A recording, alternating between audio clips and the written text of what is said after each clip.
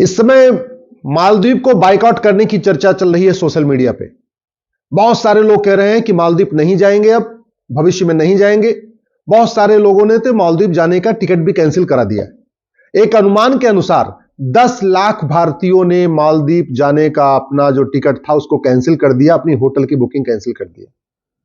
लेकिन मैं अभी देख रहा था बहुत सारे ऐसे लोग जो मालदीव जा चुके हैं, आज भी उनकी फोटो फेसबुक पे है, ट्विटर पे है, उनके इंस्टा पे है।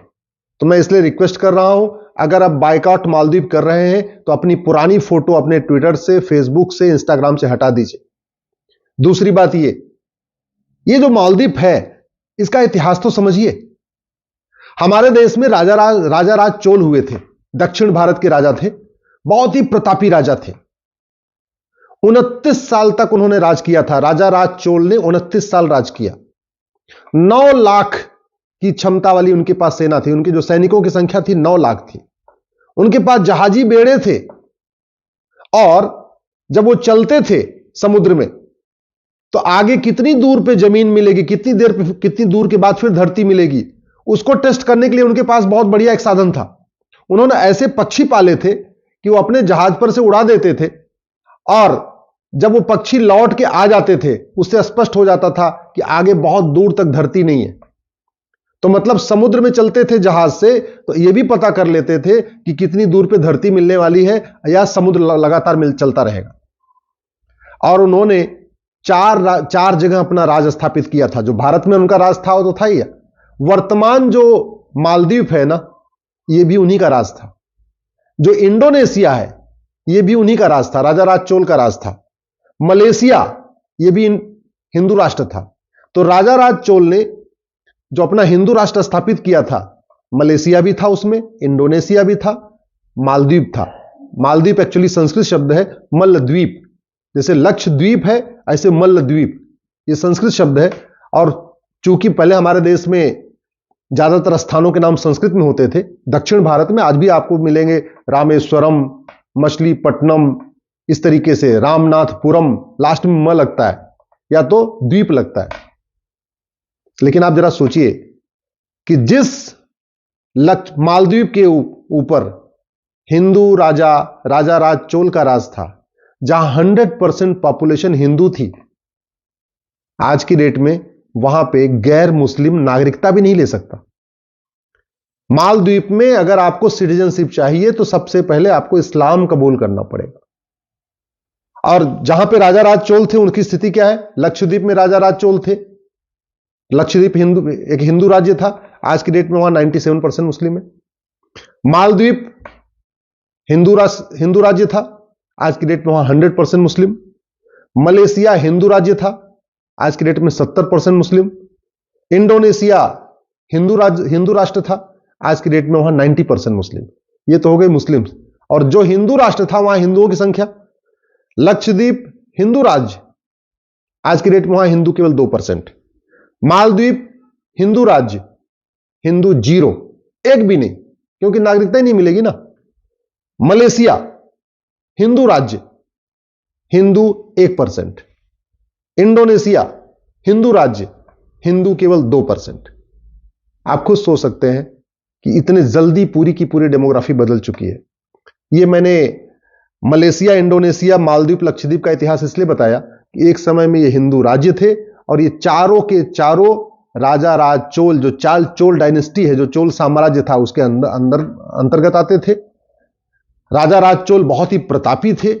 बहुत उन्होंने कुएं बनवाए, स्कूल बनवाए, कॉलेज बनवाए, बहुत धर्मशालाएं बनवाई। लेकिन कुछ तो उनसे भूल हो गई, जो बाद में हिंदू राज्य पूरी तरीके से डेमोग्राफी बदल गई और कन्वर्ट हो गए। आज हम अफगानिस्तान से गायब हो गए, पाकिस्तान से गायब हो गए, बांग्लादेश से गायब हो गए, इंडोनेशिया से गायब हो गए, मलेशिया से गायब हो गए, मालदीव से गायब हो गए। जो दुनिया में बाकी गायब हुए भारत में 9 राज्यों से खत्म हो चुके हैं। डिस्ट्रिक्ट वाइज 200 जिलों से खत्म हो चुके हैं। याद रखिए, भारत में कुल 750 जिले हैं, उसमें से 200 जिलों की डेमोग्राफी बदल चुकी है। तहसील के हिसाब से हम 900 तहसीलों से गायब हो चुके हैं। टोटल 900 तहसीलों की डेमोग्राफी बदल चुकी है। तो 9 राज्यों की डेमोग्राफी बदल चुकी है, 200 जिलों की डेमोग्राफी बदल चुकी है, 900 तहसीलों की डेमोग्राफी बदल चुकी है।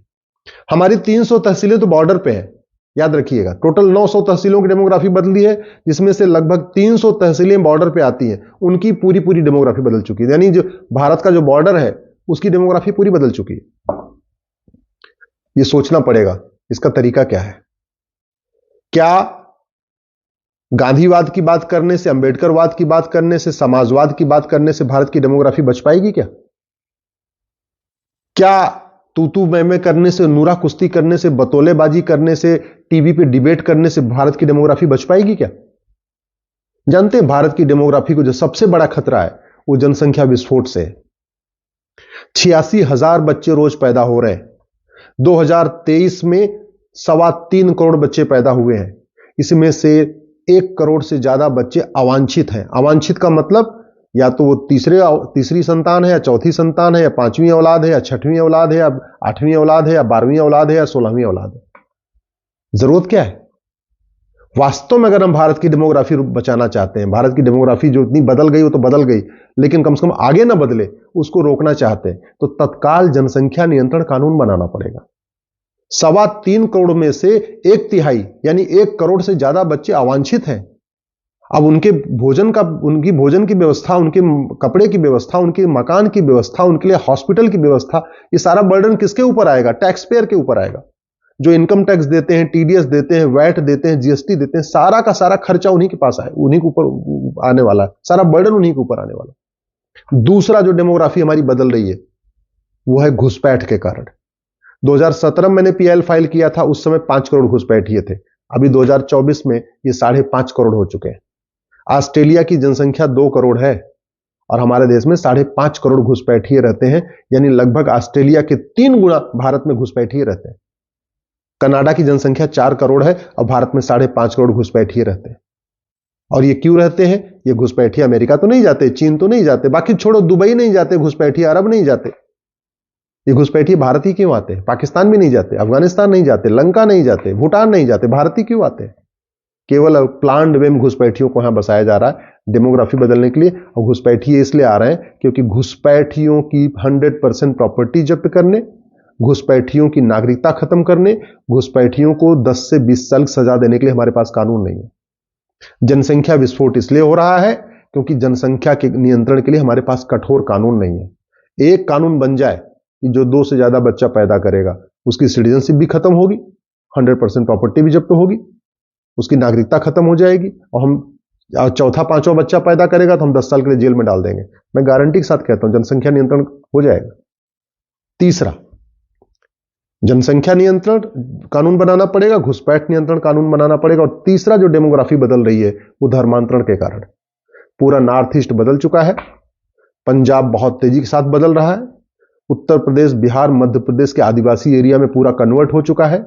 लोगों को पता नहीं है, वो तो रिजर्वेशन के फायदे के कारण लोग बता नहीं रहे हैं या और चीजों के कारण बता नहीं रहे, अंदर अंदर सब कन्वर्ट हो चुके हैं।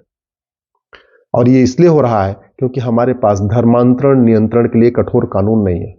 एक कानून बनाइए कि जो आदमी हिंदुओं को धर्मांतरित करेगा उसके ऊपर एनएसए लगेगा, यूएपीए लगेगा, गैंगस्टर एक्ट लगेगा, वेजिंग वॉर की धारा लगेगी, 100% प्रॉपर्टी जब्त करेंगे और उसको आजीवन कारावास या फांसी देंगे।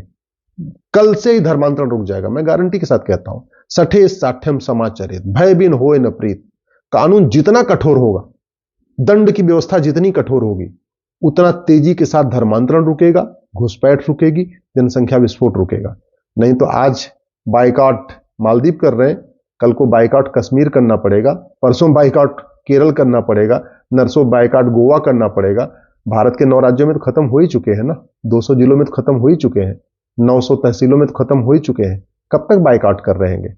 इसलिए मैं आपसे हाथ जोड़ के निवेदन कर रहा हूं, दल गुलामी छोड़िए, पार्टियों की गुलामी छोड़िए। ये आज के नेता 25 साल के बाद आपके बच्चों को बचाने नहीं आएंगे, लेकिन आज का कठोर कानून 25 साल नहीं, अगले 200 साल तक आपके परिवार को बचाएगा, आपकी संस्कृति को बचाएगा, आपके धर्म को बचाएगा। इसलिए जनसंख्या नियंत्रण कानून, धर्मांतरण नियंत्रण कानून, घुसपैठ नियंत्रण कानून की मांग करिए, समान शिक्षा और समान नागरिक संहिता लागू करने की मांग करिए।